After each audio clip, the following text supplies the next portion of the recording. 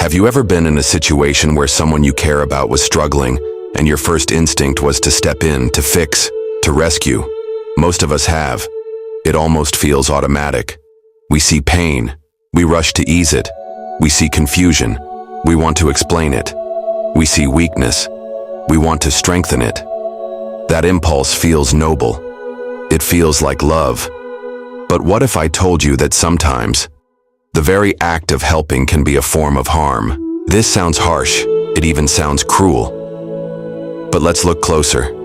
Imagine a child learning to walk. If every time the child wobbles you rush to hold them up, they'll never build the strength in their own legs. If every time they fall you grab them before their knees even touch the floor, they won't learn balance. Your intention is good, but your help is preventing growth. Now extend this to our adult relationships. A friend comes to you, constantly seeking advice, constantly leaning on you for direction. You give them answers. You comfort them. You tell yourself you're being a good friend. But slowly, without realizing, you're training them to depend on you. They're not learning to stand on their own. They're not discovering their own clarity. They're living through you, and maybe, just maybe, you enjoy it. Because helping gives you a sense of importance. It makes you feel needed. Krishnamurti often warned us about this subtle trap. He said real love has no authority, no control, no sense of superiority. When you step in to help from a position of knowing what's best, you've already placed yourself above the other person. It may look like kindness, but underneath it could be pride. It could be fear of seeing someone else struggle. Or worse, it could be your desire to shape them into what you think they should be. True love, he suggested, is not about molding or rescuing. It's about giving space. It's about allowing another human being to encounter life directly, even if that means they stumble, even if that means they fall. Because in that stumbling, they discover their own strength. In that falling, they learn resilience. Think about the last time you refused to help someone. Maybe you felt guilty. Maybe you worried they would think you were cold or selfish. But what if in that moment, your refusal was actually an act of honesty? What if by not stepping in, you were silently saying, I see you, I trust you, I know you are capable of facing this yourself. Let me give you a real example. A young man once told Krishnamurti that he wanted guidance on how to live. He expected a set of instructions, a philosophy to follow. But Krishnamurti didn't give him answers. Instead, he said, "Why do you want to be guided? Can't you look and see for yourself?" That wasn't the comforting response the man hoped for. It felt like rejection. But in truth, it was the greatest form of respect. Krishnamurti was refusing to make the man dependent on him. He was pushing him back toward his own intelligence, his own awareness. And that's where the paradox lives. Sometimes love means stepping back. Sometimes it means not interfering. Sometimes it means letting people find their own way through confusion, their own light in the dark. Because if you take away their struggle, you also take away their chance to awaken. Of course, I'm not saying we should never help. If someone is drowning, you don't just watch them sink. If someone is in danger, you act. But much of what we call helping in daily life isn't about life or death. It's about emotions, decisions, and the natural challenges of being human. And in those moments, rushing to help can be the easy way out. For us. It spares us the discomfort of watching another suffer. But love is not about easing our discomfort. Love is about truth. So next time someone you love is struggling, pause. Notice the impulse to jump in. Ask yourself, am I truly helping? Or am I protecting myself from their pain?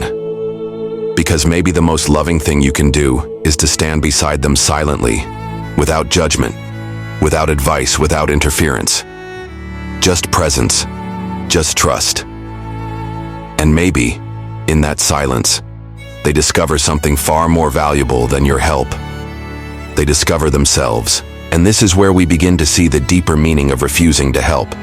It's not about neglect. It's not about indifference. It's about allowing the other person the dignity of their own journey. To truly love someone is to believe they are capable of facing life as it is, without you constantly shielding them. Think of a butterfly struggling to emerge from its cocoon. If you cut the cocoon open to help, the butterfly will never develop the strength in its wings. It may live, but it will never fly. And so it is with people. Every struggle, every hesitation, every failure is a vital part of becoming whole. When we interfere, we risk stealing that chance away. But here's the tricky part. Sometimes we help because it makes us feel good. We love being the rescuer, the wise advisor, the one people turn to. That role feeds our ego. It makes us feel important, useful, even powerful. And the more others depend on us, the safer we feel. But love is not about safety. Love is not about control. Love is about freedom, yours and theirs. Krishnamurti often said that real relationship can only exist in freedom. If one person depends on the other for answers, for guidance, for emotional survival, that's not love. It's dependence. And dependence inevitably brings fear, attachment, and conflict. So when you say no to someone who wants you to solve their problem, you may actually be breaking that cycle of dependence. You may be creating space for a more honest connection.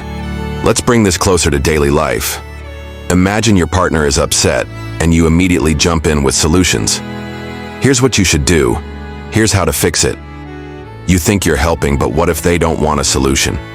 What if what they truly need is space to feel, to discover, to understand themselves?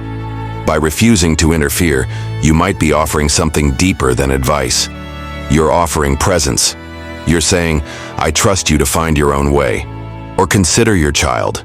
You see them struggling with homework, with friendships, with decisions. Every part of you wants to step in, to guide, to make it easier.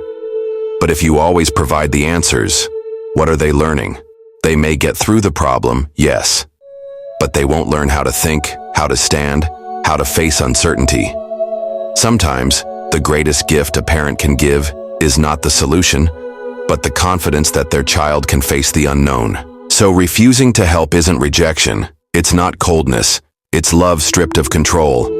It's love without the arrogance of, I know what's best for you. It's love that sees the other as whole, not broken, strong, not weak, capable, not dependent. And if we're honest, refusing to help is often harder than helping. It requires us to sit with our own discomfort, to watch someone struggle without trying to fix it, to resist the temptation to feel needed, to let go of our ego's craving for importance. That's not easy, but perhaps that's the very reason it's true love, because it asks us to step aside, to give up control, to let the other person truly live. In the end, the question is simple. Do you want to make people dependent on you, or do you want to love them? If you want to love them, then sometimes the most loving thing you can do is nothing. To refuse help, not out of neglect, but out of deep respect for their journey. Because real love is not about rescuing, it's about freedom. And freedom, Krishnamurti reminds us, is the ground where love flowers. But let's slow down here. Refusing to help does not mean turning your back.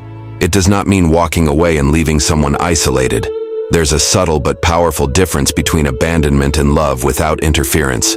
When you abandon someone, you withdraw completely. Your heart is closed. When you love without interfering, your heart is open, fully present. You are there, but you're not trying to control. You're not rushing in with solutions. You're simply giving space. This presence can be more powerful than any advice. Imagine sitting with a friend in silence while they cry, not saying, it will be okay, not saying, here's what you should do, but simply being there. That silence, that respect, speaks louder than 1,000 words. It tells them, you are not broken. You don't need fixing. You have within you the capacity to face this. And sometimes, that quiet recognition is the greatest help anyone can receive. But notice how difficult this is. Our minds are restless. We want to fill the silence with words, with instructions, with encouragement. We feel uneasy just sitting still, doing nothing. Yet this doing nothing is often the truest act of love. It requires us to put aside our need to be useful, to be the fixer, to be the one who knows. It requires humility. And humility, perhaps, is where love truly begins. So where does this leave us? It leaves us with a challenge, but also with an invitation. The challenge is to examine our own impulse to help, to ask ourselves, honestly, Am I stepping in because they truly need me, or because I need to feel needed? That's not an easy question to face, because it strips away the comfort of thinking of ourselves as generous, selfless, kind. It forces us to see the ego hidden inside the act of helping. The invitation, then, is to love differently. To love without possession, without control, without dependency. To love in a way that says, I see you exactly as you are, and I trust your ability to face life.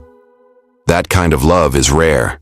It demands courage, because it means letting go of our urge to interfere, even when every part of us wants to step in. It means standing alongside someone, not above them.